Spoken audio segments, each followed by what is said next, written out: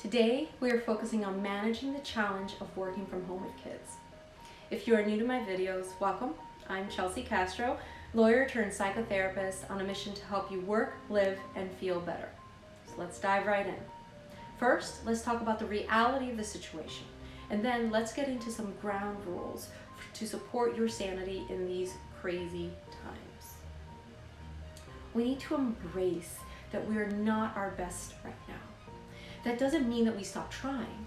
That means that we make some room for grace and compassion for ourselves.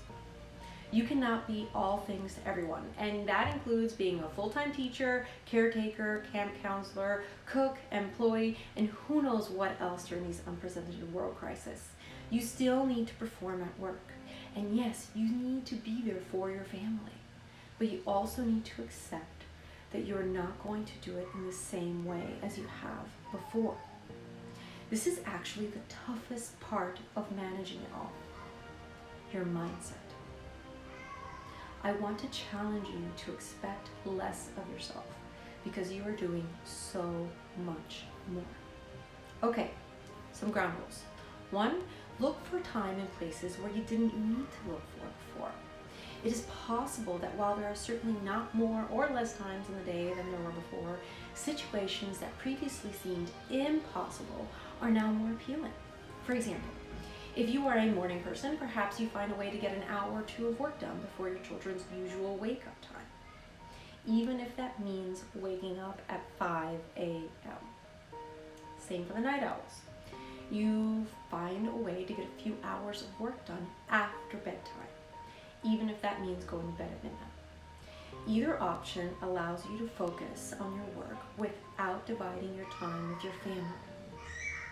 It also allows you to get some work done outside of the usual working hours, so you can focus on being productive, essentially, without being emailed or pinged and thus interrupted by your colleagues all the time. If you want to learn more about that, check out video strategies for work distractions. But moving on. If you have a partner or other adults at home, you can co-work together during these off-work times too. This will most likely need to be the type of work that you do when you need to avoid interruptions anyways, and not tasks that require constant collaboration or you being available to others. And no, let me be clear, it is not ideal, and no, it is not something that I would recommend under usual circumstances.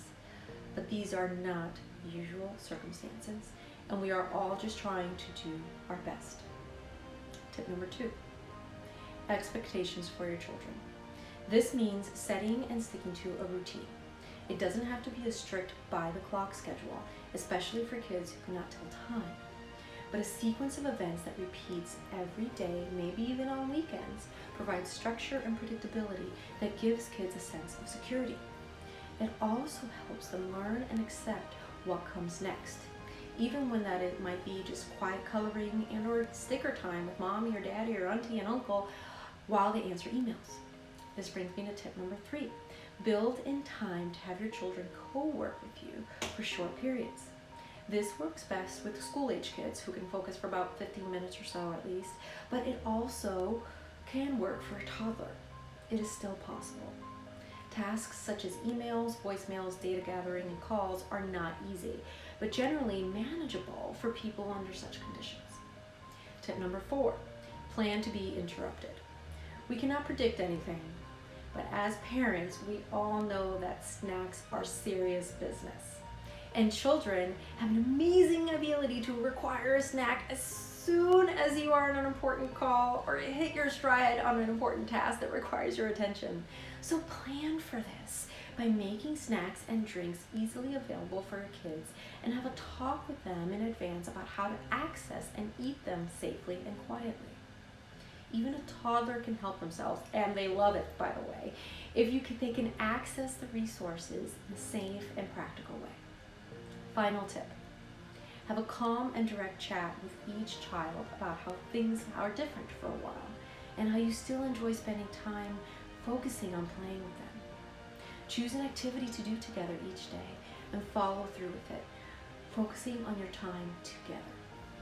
It might only be a 15-minute activity, but that time focusing on just being with your child means a lot to them.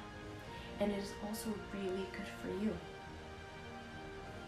Finally, be honest with yourself and your colleagues about the conditions you are working in. You are working from home during a pandemic without appropriate childcare. This is the reality. And yes, you are doing your best to thrive under difficult conditions. But nonetheless, this is the reality. If you must occasionally hold a toddler in your lap during a Zoom call with your team, then that is the reality. Not ideal, but very real. Give yourself and your colleagues the compassion and grace that you are all human. You are not perfect robots in a perfect life during a pandemic, and neither are they. You might be surprised that people are more welcoming of the real you in your real life than you think they are. Yes, do your best to maintain your productivity and professionalism and get creative about it with your time and children. But also be real. Real is not perfect. Real is setting expectations that match the conditions of the challenge. That's it for now. Until next time.